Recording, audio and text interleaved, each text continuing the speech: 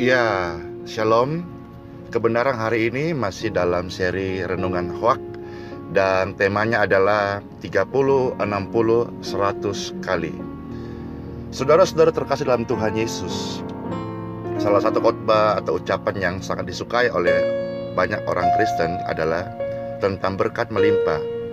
Dan kita sering dengar bersama-sama 30 kali, 60 kali, dan bahkan 100 kali.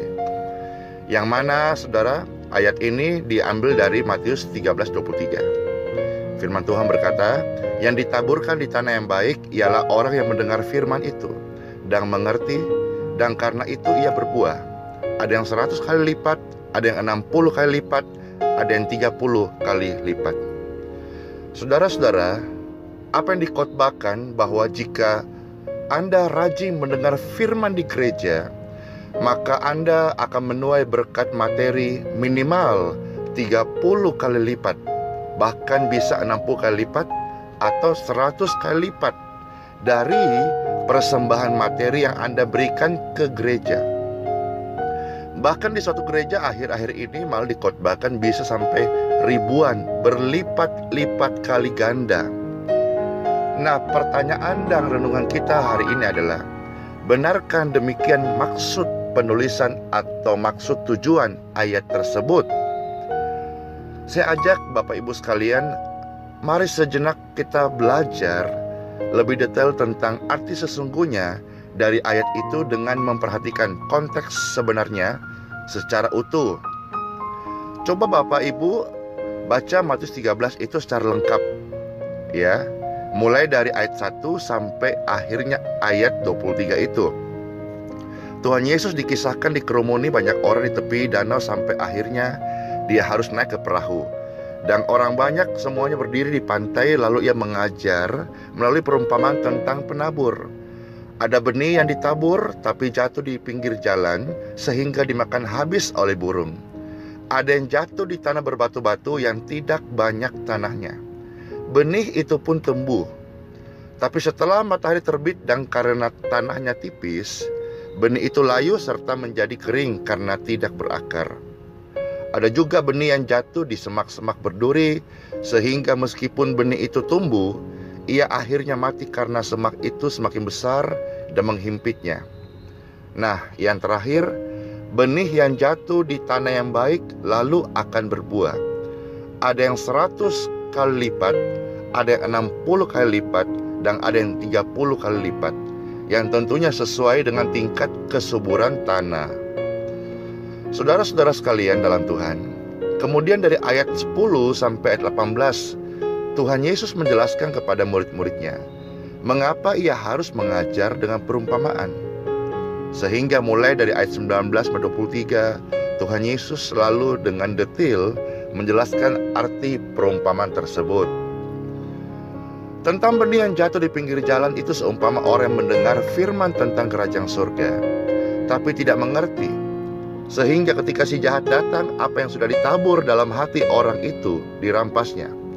Dengan kata lain, firman yang didengarnya jadi sia-sia. Jadi saudara-saudara, firman Tuhan itu tidak pernah kembali dengan sia-sia.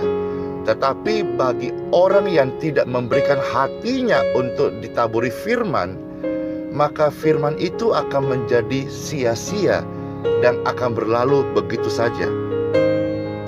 Saudara-saudara sekalian, ya, tentang benih yang jatuh di tanah berbatu-batu itu juga seumpama orang yang mendengar firman dan menerima firman dengan gembira, tapi ia tidak berakar dan cuma tahan sebentar saja, ya, tidak sampai menghayati firman itu.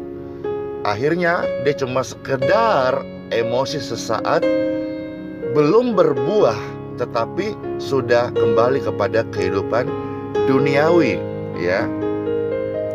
Atau cuma mungkin waktu di gereja dia, saya umpamakan frekuensi radio yang hidupnya dia selama ini di gelombang AM. Ketika dia datang memuji Tuhan di gereja 2 jam, dia berpindah ke FM. Harusnya udah benar dan harus itu bertahan, tapi karena dia tidak bertumbuh atau memberikan sepenuh hatinya, ibaratkan batu tanah yang berbatu-batu, maka keluar dari gereja dia kembali ke gelombang AM. Itu diumpamakan seperti itu, saudara-saudara, ya. Dan kalau kita melihat kembali orang-orang tersebut ketika ada pergumulan, ada tantangan, dia akan kembali menjadi orang-orang duniawi. Dan tentu juga tidak jarang orang-orang tersebut akhirnya memilih murtad dan menolak atau meninggalkan Tuhan. Bapak Ibu sekalian, soal benih yang jatuh di semak-semak berduri itu seumpama orang yang mendengar firman, tapi kekhawatiran dunia ini serta tipu daya kekayaan menghimpit firman itu, sehingga kehidupan orang itu tidak berbuah. Akhirnya benih yang jatuh di tanah yang baik itu seumpama orang yang mendengar firman itu dan mengerti, ya. Ini yang Tuhan umpamakan, benih yang jatuh di tanah yang baik, tanah hati yang baik, hati yang mau diubahkan.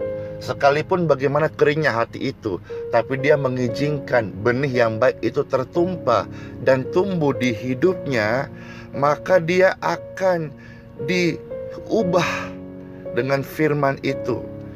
Dan karena dia bertumbuh, dia mengerti, kehidupannya berbuah 100 kali, 60 kali, 30 kali lipat.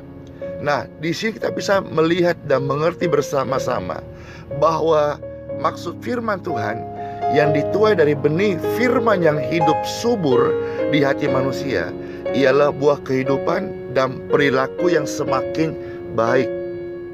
Perhatikan, sungguh-sungguh diperhatikan baik-baik. Kalau tahun-tahun yang lalu saya pun juga tidak atau kurang memperhatikan, sehingga saya memiliki pemahaman rata-rata pada umumnya, ya.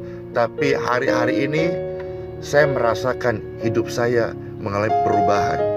Saya merasakan rohani saya mengalami pertumbuhan. Semakin hari, semakin kerinduan hati saya merindukan akan Tuhan. Bapak Ibu sekalian di dalam Tuhan, apakah Tuhan Yesus tiba-tiba di ayat terakhir itu, ya, berbicara tentang berkat materi yang dituai? Karena materi yang ditabur orang di gereja, apakah itu maksud Tuhan? Jelas tidak. Tapi ayat 23 yang dicomot sendirian sering kali dipelintir dan diperkosa, dan bahkan diberikan sebuah pemahaman, ya, seolah-olah disulap ayat ini, yang tadi maksudnya firman yang tertabur di tanah itu menjadi curahan berkat materi, berlimpah-limpah, bahkan berlipat kali ganda, dengan sorotan sesuai persembahan materi yang kita berikan. Coba Bapak Ibu sekalian cek sendiri. Jika Bapak Ibu sekalian membaca kitab suci dengan serius, dengan teliti, sesuai konteks aslinya, maka Bapak Ibu sekalian pasti akan mengerti dan dapat menarik kesimpulan bahwa Tuhan Yesus memang hanya berbicara tentang benih firman yang ditabur di hati manusia yang bisa. Yang pertama, mati seketika. Atau yang kedua, hidup sebentar saja. Atau yang ketiga, tidak berbuah sama sekali. Atau yang keempat, berbuah lebat. Jelas kan? Siapapun yang menyatakan bahwa Matius 13 ayat 23 berbicara tentang berkat materi berlipat kali ganda, pastilah orang-orang tersebut di dalam hati dan pikirannya masih cinta akan mamon, masih cinta akan uang. Karena terus terang, orang Kristen yang tidak mengalami pertumbuhan secara benar sesuai apa yang Tuhan mau, maka ketika di dalam pikiran dan hatinya hanya mamon, sekalipun dia seorang pelayan, maka semua ayat yang dilihat akan ditafsir menjadi berkat materi, ya. Sehingga pengajaran-pengajarannya selalu berpusat pada pemenuhan kebutuhan-kebutuhan jasmani. Padahal firman Tuhan itu mau mengubah percintaan kita dengan dunia mau mengubah rohani kita, mau mengubah hati kita untuk mengasihi Tuhan lebih daripada mengasihi apa yang ada di dunia yang sifatnya sementara ini. Bapak Ibu sekalian, ingatlah bahwa jalan ini berujung. Hidup ini ada ujungnya.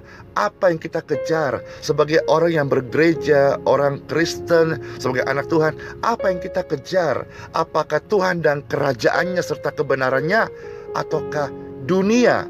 Tetapi kita mungkin masuk gereja, tapi tetap proyeksi kita mengejar dunia dan segala keindahannya.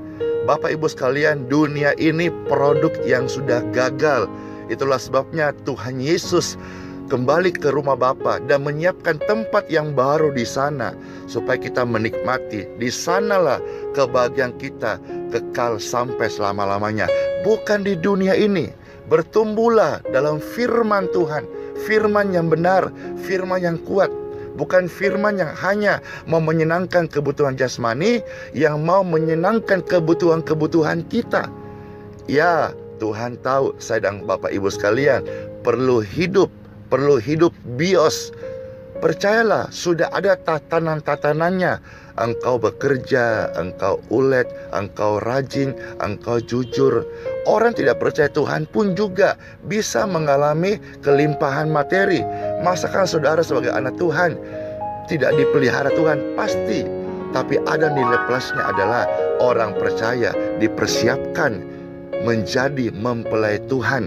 Dengan bertumbuhnya hidupnya dalam firman Tuhan, kedewasaan rohaninya, dia dipersiapkan menjadi mempelai Tuhan. Bapak Ibu sekalian, mari hari-hari ini kita mendengarkan firman Tuhan yang membuat hati kita semakin melekat dengan Tuhan. Adapun itu bertumbuh 30, 60, 100, artinya hidup kita semakin hari semakin mengasihi Tuhan. Lebih hari, lebih lagi. Bukan cinta materi, tapi cinta akan Tuhan. So, biarlah senantiasa kita hidup dalam kelimpahan firman Tuhan, hidup dalam kelimpahan karakter Tuhan, hidup dalam kelimpahan hadirat Tuhan. Tuhan Yesus memberkati. So, stay tune terus dalam renungan harian. Dan saya berdoa saudara-saudara melakukan aktivitas hari ini dengan segala urapan, kuasa, kasih, dan kerinduan haus dan lapar akan Tuhan. Tuhan Yesus Kristus memberkati. Shalom.